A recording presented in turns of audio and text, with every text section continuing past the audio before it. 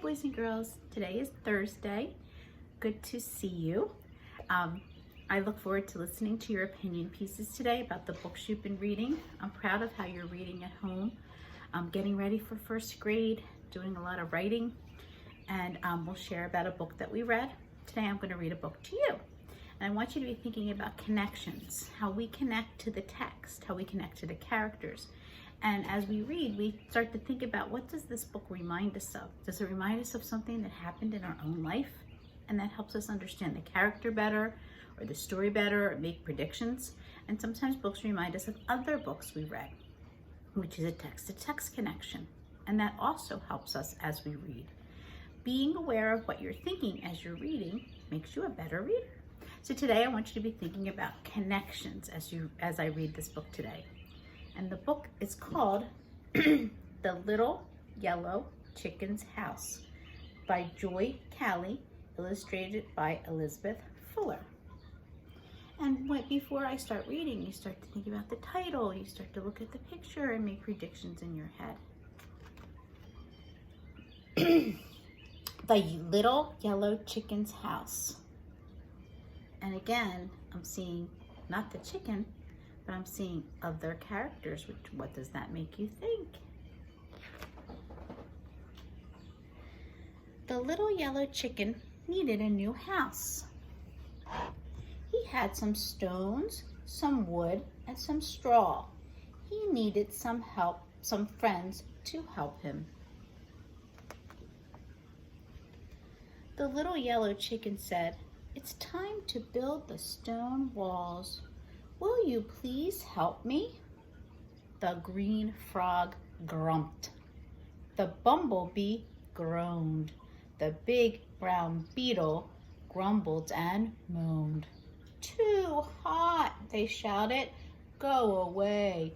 Come back another day."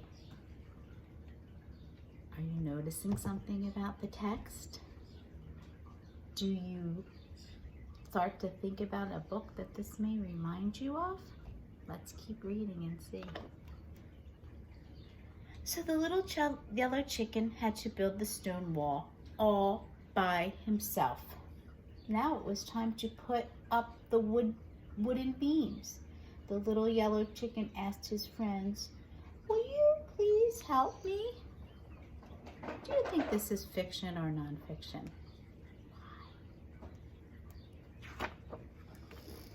The green frog grumped. The bumblebee groaned.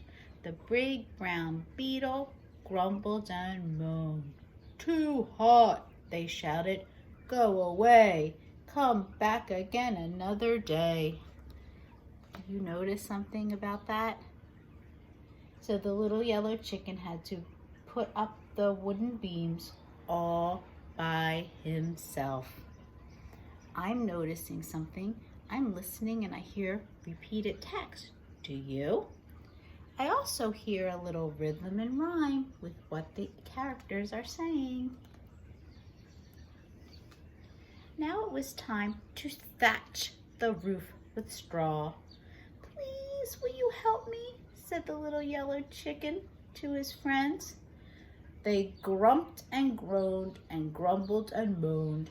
"Too hot," they shouted. "Go away. Come back again another day." And sometimes we look at the characters' faces and we can tell how they're feeling.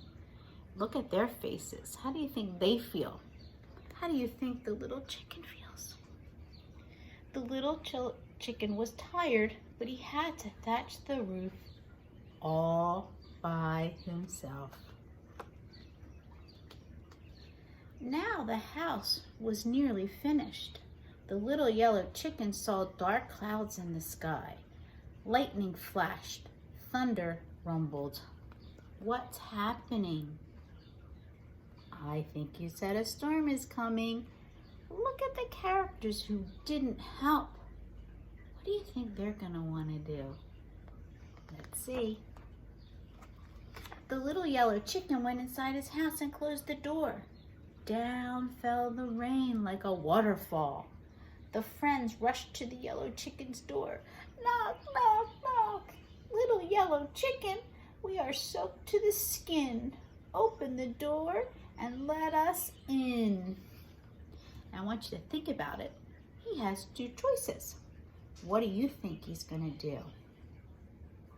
Let's see. The little yellow chicken thought it over.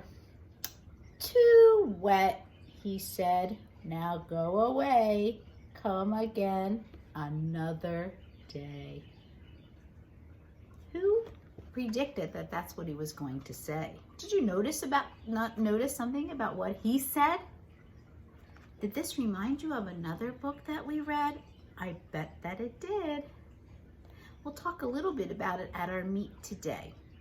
So I look forward to you talking about this book, reading some Read to Self or doing your bingo card, and then writing an opinion piece and sharing it today. And I hope, fingers crossed, that my computer doesn't have some glitches today like yesterday and I get to hear you. But I really appreciate your patience yesterday. And good thing Mrs. Umstetter was there because she can kind of pick up when I got knocked off line.